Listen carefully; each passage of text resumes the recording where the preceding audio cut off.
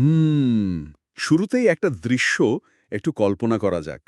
মানে ধরুন, বিশাল অন্তহীন এক শূন্যতা, আর ঠিক সেই শূন্যতার মাঝে একটা আস্ত গ্রহ স্রেফ একটা আঙ্গুলের ডগায় বনবন করে ঘুরছে। একদম, একেবারে কসমিক লেভেলে স্পিনিং যাকে বলে। হ্যাঁ, আবার ধরুন, বিশাল এক ঘুমন্ত হাতিকে জাগানোর জন্য একদল লোক রীতিমতো প্রাণপণে গান বাজনা করছে, আর সেই হাতির পায়ের একটা আঘাতেই বোম তৈরি হয়ে যাচ্ছে আস্ত একটা সমুদ্র। শুনলে রূপকথার মতো মনে হয়, তাই না? ঠিক তাই। আর সবচেয়ে চমকপ্রদ দৃশ্যটা হলো, স্রেফ এক বাটি সাধারণ নিম ভাত নিয়ে দেবতাদের মধ্যে এমন এক তুলকালাম কাণ্ড বাঁধল, যার জেরে স্বর্গে রীতিমতো ধর্মঘট শুরু হয়ে গেল। হ্যাঁ, পৌরাণিক কাহিনী বা সৃষ্টিতত্ত্ব নিয়ে কথা উঠলে সাধারণত আমাদের মাথায় খুব গুরুগম্ভীর শান্ত একটা ছবি ভেসে ওঠে, কিন্তু এখানে ব্যাপারটা একদম আলাদা। আজকের এই গভীর আলোচনায় আমরা ঠিক এরকমই একটা অবিশ্বাস্য সৃষ্টিতত্ত্বের ভেতরে প্রবেশ করতে যাচ্ছি। সাঁওতাল জাতির সারি ধর্মের প্রাচীন উপাখ্যান, আম, জোম সিম বিনতি, যা সোমাই কিস্কু অত্যন্ত যত্নের সাথে সংকলন করেছেন। দারুণ একটা সোর্স এটা। এখানে দেবতা আর সৃষ্টির মধ্যে কোনো দূরত্ব নেই, বরং এক আশ্চর্য রকমের মানবিক আর আটপড়ে বিশৃঙ্খলা লুকিয়ে আছে। একদম। আমাদের উদ্দেশ্য কিন্তু শুধু একটা প্রাচীন গল্প শোনা নয়। আমরা বুঝতে চাই হাজার হাজার বছর আগে মানুষ কিভাবে প্রকৃতির ভারসাম্য বা সমাজের প্রাথমিক নিয়মকানুনগুলোকে এরকম তীব্র কল্পনা আর রূপক দিয়ে ব্যাখ্যা করেছিল। আসলে তথ্য প্রযুক্তির এই যুগে বসে হয়তো অনেকের মনে হতে পারে এসব তো স্রেফ রূপকথা, কিন্তু একটু তলিয়ে দেখলে বোঝা যায় প্রকৃতির সাথে মানুষের সম্পর্কটাকে বোঝার জন্য এর চেয়ে শক্তিশালী মাধ্যম খুব কমই আছে। তো একেবারে শূন্য থেকেই শুরু করা যাক, মানে যখন কিছুই ছিল না। সূত্র থেকে আমরা দেখতে পাচ্ছি সৃষ্টির ৩টি নির্দিষ্ট স্তর বা টায়ার রয়েছে। সবচেয়ে ওপরে হল স্বর্গপুরী বা সেরমাপুরী। হ্যাঁ, আর মাঝখানে রয়েছে মর্ত বা ধাত্রী, যাকে মঞ্চাপুরীও বলা হচ্ছে। আর একেবারে নিচে হল জলের রাজ্য পাতালপুরী। এই ৩ স্তরের কাঠামোটা হুম, প্রাচীন অনেক দর্শনেই দেখা যায়, কিন্তু জমসিম বিনতির স্বকীয়তা হল এর চরিত্রগুলোতে। এই মহাবিশ্বের পরমাত্মা বা সর্বোচ্চ ঈশ্বর হলেন ঠাকুরজিউই, আর তার স্ত্রী হলেন ঠাকুরান। যাকে আমরা প্রকৃতি মাতা বলতে পারি। ঠিক, এই দর্শনের মূল ভিত্তিটাই হল পুরুষ এবং প্রকৃতির অবিচ্ছেদ্য মিলন। শুরুর দিকে পাতালপুরী ছিল সম্পূর্ণ জলে নিমগ্ন, আর মাঝখানের মঞ্চাপুরী ছিল ধুলো আর নুড়ি পাথরের এক শুষ্ক গোলক। আর ঠিক এখানেই গল্পটা একটা অভাবনীয় মোড় নেয়। এই প্রাণহীন মঞ্চাপুরীতে জীবন সৃষ্টির জন্য ঠাকুরজিউই অদ্ভুত এক কাজ করলেন। তিনি এই পৃথিবীকে তার ডান হাতের তর্জনীর ডগায় রাখলেন আর প্রচণ্ড বেগে ঘোরাতে শুরু করলেন। শুনতে বেশ বিমূর্ত বা অ্যাবস্ট্র্যাক্ট মনে হচ্ছে নিশ্চয়ই। আমি যখন সোর্স মেটেরিয়াল পড়ছিলাম, এই দৃশ্যটা কিছুতেই মেলাকে পারছিলাম না। তর্জনীতে পৃথিবী, এটা কি কোনো খেলনার মতো? আসলে এখানে একটা গভীর মেটাফোর বা রূপক আছে। প্রাচীন মানুষেরা কোমরের চাকা বা ঘূর্ণির সাথে খুব পরিচিত ছিল। স্থির কাদামাটিকে ঘুরিয়েই যে নতুন আকার দেওয়া যায়, এটা তারা জানত। দাঁড়ান, আমার মাথায় একটা আধুনিক ছবি আসছে। ধরুন, একজন ডিজে যখন টার্ন টেবিলে রেকর্ড ঘোরান, তখন কিন্তু স্রেফ একটা প্লাস্টিকের চাকতি ঘোরে না। একদম ঠিক ধরেছেন। সেই ঘূর্ণন থেকে একটা রিদম তৈরি হয়, পুরো পরিবেশ পাল্টে যায়।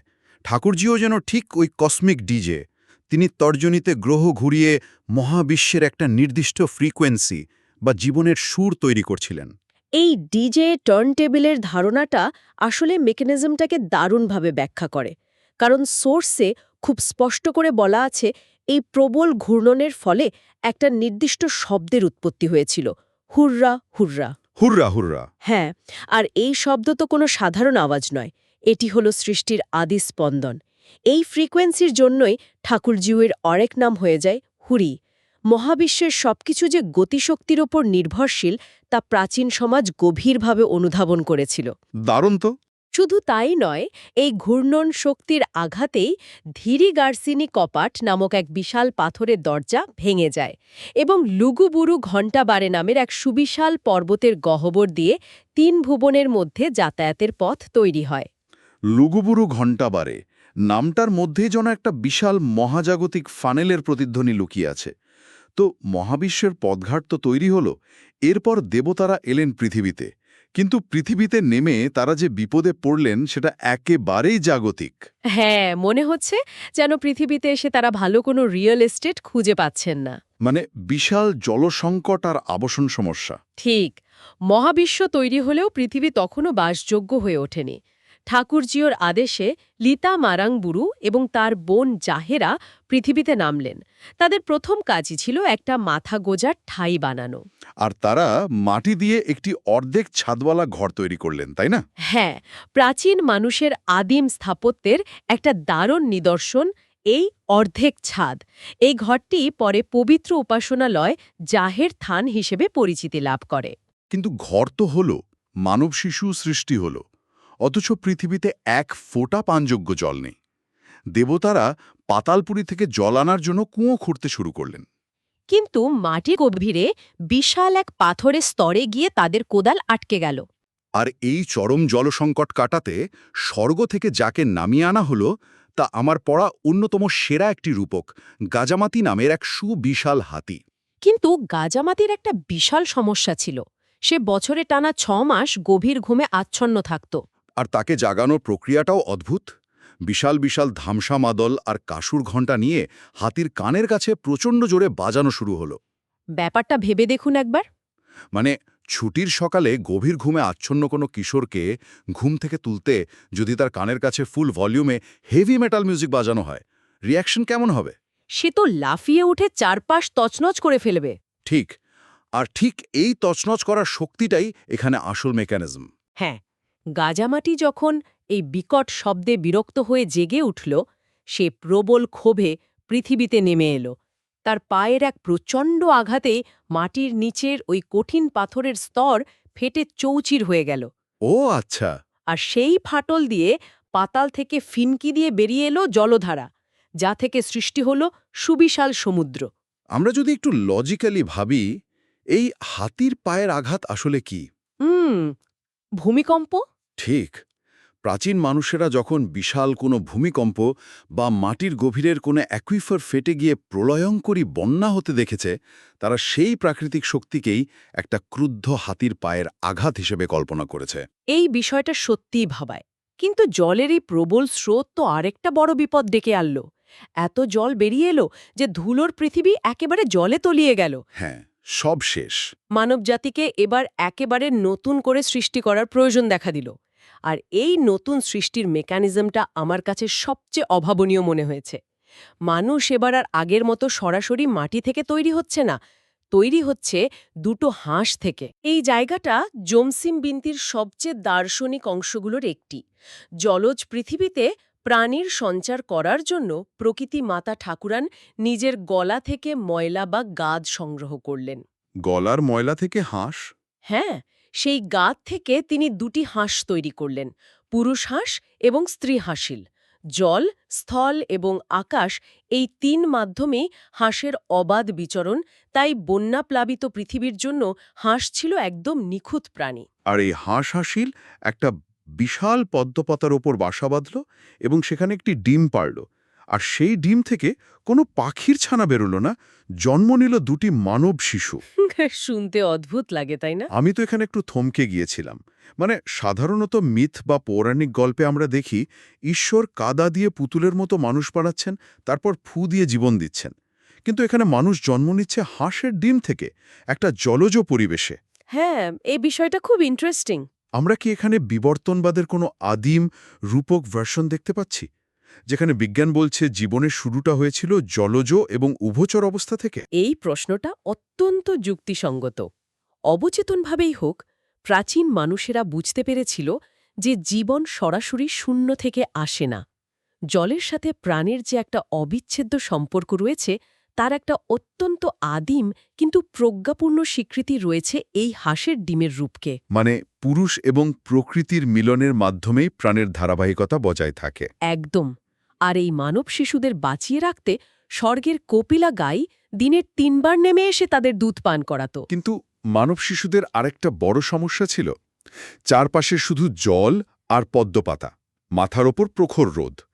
রোদে পুড়ে ওই মানব শিশুদের একেবারে প্রাণ যায় যায় অবস্থা। হাঁস দুটো ডানা দিয়ে রোদ আড়াল করার আপ্রাণ চেষ্টা করছিল, কিন্তু সেটা তো যথেষ্ট ছিল না। তখন ঠাকুরানের অনুরোধে স্বর্গের সেন্সাদাম, যাকে আমরা পেগাসাস বা ডানাওয়ালা ঘোড়ার সাথে তুলনা করতে পারি, সে উড়ে গিয়ে বিনা ঘাস আর করম গাছের বীজ নিয়ে আসে। আর শুধু বীজ নিয়ে আসাই শেষ কথা ছিল না।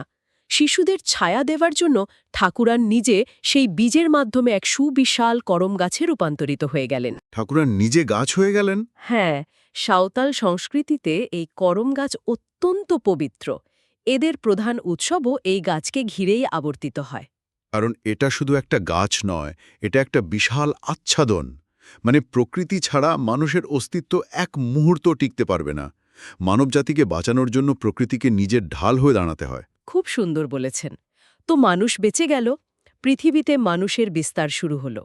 কিন্তু মানুষের সংস্পর্শে এসে দেবতাদের মধ্যে শুরু হয়ে গেল চরম পারিবারিক আর রাজনৈতিক নাটক।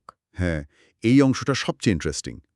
লিতা মারাংবুরু, যিনি পৃথিবীতে মানবজাতির তদারকি করতেন, তিনি একদিন একটা মানব পরিবারে এক গর্ভবতী নারী সন্তান প্রসবে সাহায্য করেন।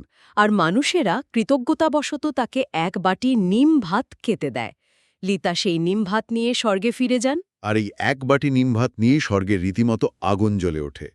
লিতার বোন জাহেরেরা এই নিমভাত দেখে প্রচণ্ড ক্ষিপ্ত হন। জাহের এরার মতে মানুষের জন্মপ্রক্রিয়া, রক্ত, শারীরিক বর্জ্য এসব হল চরম অশুদ্ধ এবং অপবিত্র। স্বর্গীয় বিশুদ্ধতার কাছে এই মানুষের ছোঁয়াচে থাকা নিমভাত একেবারেই অগ্রহণযোগ্য। এখানে একটা চমৎকার আইরনি আছে। নিম কিন্তু নিজে অত্যন্ত ওষুধি এবং জীবাণুনাশক একটি গাছ। মানুষ সন্তান প্রসবের পর ইনফেকশন ঠেকাতে নিমের ব্যবহার করে। ঠিক, মানে মানুষ তাদের সবচেয়ে পবিত্র এবং স্বাস্থ্যকর জিনিসটাই লিতাকে দিয়েছিল। কিন্তু একজন বিশুদ্ধ দেবতার দৃষ্টিকোণ থেকে মানুষ জীবনের এই বায়োলজিক্যাল মেস বা জৈবিক বিশৃঙ্খলা পুরোটাই নোংরা। আর এই বিশুদ্ধতার অহংকারে জাহের এরা রেগে গিয়ে রীতিমতো একটা ঝাঁটা নিয়ে লিতাকে তাড়া করলেন। হ্যাঁ, একেবারে ঝাঁটাপেটা। অপমানিত লিতা স্বর্গ ছেড়ে সোজা পাতালপুরীতে চলে গেলেন। সেখানে গিয়ে কাকড়া, চিংড়ি, কুমির, বোয়াল মাছ এদের সম্রাট হয়ে বসলেন।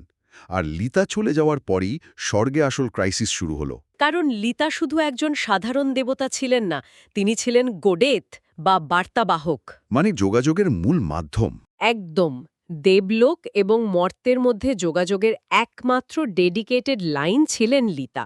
তাকে ছাড়া স্বর্গের দৈনন্দিন কাজ, যাকে চাউরিয়া মেলা বলা হয়, তা সম্পূর্ণ অচল হয়ে পড়ল। মানুষের প্রার্থনা ঈশ্বরের কাছে পৌঁছায় না। পুরো সিস্টেম ক্রাশ করলো। মানে লিতা হলো স্বর্গের সেই আন্ডারপেড আইটি এক্সিকিউটিভ। হ্যাঁ হ্যাঁ, ঠিক তাই। ব্যাপারটা এমন দাঁড়ালো যে কর্পোরেট অফিসের এক রুড ম্যানেজার সামান্য একটু ইগোর ইস্যুতে অফিসের সবচেয়ে গুরুত্বপূর্ণ আইটি এক্সিকিউটিভকে অপমান করে বের করে দিল। আর পরদিন সকালে দেখা গেল অফিসের পুরো সার্ভার ডাউন। কোনো ইমেল যাচ্ছে না, কোনো ডেটাবেস কাজ করছে না। বাধ্য হয়ে ঈশ্বর, যিনি এখানকার সিইও, তিনি নির্দেশ দিলেন যেভাবেই হোক পাতালে গিয়ে ওই আইটি লোকটাকে ফিরিয়ে আনো। এই কর্পোরেট উপমাটা একদম নিখুঁত। জাহিরেরা বুঝতে পারলেন যে আবেগ আর অহংকারে তিনি কত বড় একটা ব্লান্ডার করে ফেলেছেন। কাঠামোর সবচেয়ে নিচের দিকের যে মানুষটা সব যোগাযোগ মেনটেন করে, তাকে অবজ্ঞা করলে তো কাঠামো ধসে পড়তে বাধ্য। তাই লিতাকে ফিরিয়ে আনতে এবার পাতালপুরীতে শুরু হলো এক চূড়ান্ত নেগোসিয়েশন বা দর কষাকষি। জাহের এরা এবং তার ছোট ভাই ধরম পাতালপুরীর দরজায় গিয়ে হাজির হলেন। কিন্তু সেখানে আর এক বিপত্তি। পাতালের গেটে দারোয়ান হিসেবে পাহারায় আছে বিশাল এক রাঘব বোয়াল মাছ। হ্যাঁ, রাঘব বোয়াল। হ্যাঁ, তাকে অনেক কান্নাকাটি করে স্বর্গীয় অলংকার ঘুষ দিয়ে তবেই তারা লিতার দেখা পেলেন। কিন্তু লিতা তো আর সহজে মানার পাত্র নন। তিনি পাতালে একটা রীতিমতো শ্রমিক ইউনিয়ন বানিয়ে ফেলেছেন। লিতা স্বর্গে ফেরার জন্য ৩টি অত্যন্ত কঠিন শর্ত রাখলেন। প্রথমত, মানবীদের নারীত্বের শিষ্টাচার শেখাতে হবে। দ্বিতীয়ত, মানুষকে ঈশ্বরের শিক্ষায় পুষ্ট করতে হবে। এবং তৃতীয়ত, পাপীদের ক্ষমা করতে হবে। এই ৩টি শর্ত খুব ভালোভাবে খেয়াল করলে দেখবেন এগুলো স্রেফ কোনো দেবতার ব্যক্তিগত দাবি নয়। এগুলো হলো মানব সমাজের প্রথম সোশ্যাল কন্ট্রাক্ট বা সামাজিক চুক্তির রূপরেখা। লিতা আসলে মানবজাতির বিবর্তনের জন্য দর কষাকষি করছিলেন। দারুণ ব্যাপার। জহের এরা তো এই শর্ত মানতে বাধ্য হলেন, কিন্তু তিনিও কম যান না। তিনি নিজের জন্য একটা পাল্টা শর্ত বা বলতে পারেন একটা জোনিং ল পাশ করিয়ে নিলেন। জোনিং ল। হ্যাঁ, তিনি বললেন, ঠিক আছে, আমি মানুষের মঙ্গলের জন্য কাজ করব, কিন্তু মানব সমাজের সমস্ত নোংরা, রোগব্যাধি বা অশুদ্ধতার মাঝখানে আমি থাকব না। আমার উপাসনালয় অর্থাৎ জাহের থান গ্রামের একদম প্রান্তে পবিত্র সারি সার্জাম বা শাল গাছের নিচে স্থাপন করতে হবে। এই পাল্টা শর্তটার দিকে একটু মনোযোগ দেওয়া দরকার। আপাতদৃষ্টিতে মনে হতে পারে জাহের এরা খুব অহংকারী, কিন্তু এর পেছনে অত্যন্ত উন্নত একটা ভিলেজ প্ল্যানিং বা নগর পরিকল্পনার দর্শন লুকিয়ে আছে। মানে জনস্বাস্থ্যের ব্যাপারটা। একদম। মানুষের জন্ম, মৃত্যু, রোগ, শোক এগুলোর সাথে অনেক প্যাথোজেন বা জীবাণু জড়িত থাকে। উপাসনালয় বা পবিত্র স্থানকে গ্রামের ঘিঞ্জি পরিবেশ থেকে বাইরে রাখার অর্থ হল ধর্মের মোড়কে সমাজের জনস্বাস্থ্য এবং স্যানিটেশনের একটা বেসিক আইন তৈরি করে দেওয়া। মানে ধর্মকে ব্যবহার করে একেবারে আর্লি স্যানিটেশন প্রোটোকল তৈরি করা হলো। আর এই চুক্তির পর পাতাল থেকে ফেরার সময় জলজ রাজারা লিতাকে সোনার টাঙি বা কুঠার এবং মুকুট উপহার দিলেন, যা প্রমাণ করে লিতা তার প্রাপ্য মর্যাদা আদায় করেই ফিরলেন। পুরো আলোচনাটাকে যদি আমরা এক জায়গায় নিয়ে আসি, তাহলে বুঝতে পারব জোমসিম বিনতি কেন এত গুরুত্বপূর্ণ। এখানে আমরা কসমোলজি দেখেছি, কিভাবে মহাবিশ্ব স্পিন করছে। হ্যাঁ, আমরা জিওলজি দেখেছি, কিভাবে হাতির পায়ের আঠাতে জলস্তর ফেটে বেরোচ্ছে। বিবর্তনের ছায়া দেখেছি, হাঁসের ডিম থেকে মানুষের জন্ম। আর সবশেষে আমরা সমাজতত্ত্ব দেখেছি, কিভাবে দেবতাদের মান অভিমান আর দর্কসাকুশির মাধ্যমে মানুষের সমাজের স্বাস্থ্যবিধি তৈরি হল। ঠিক তাই।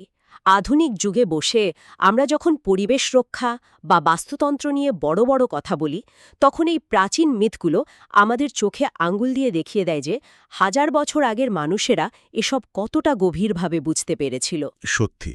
আলোচনার একেবারে শেষ প্রান্তে এসে সোর্সের একদম শুরুর দিকের একটা ছোট ডিটেল আমার মাথায় বারবার ঘুরপাক খাচ্ছে। কোনটা বলুন তো?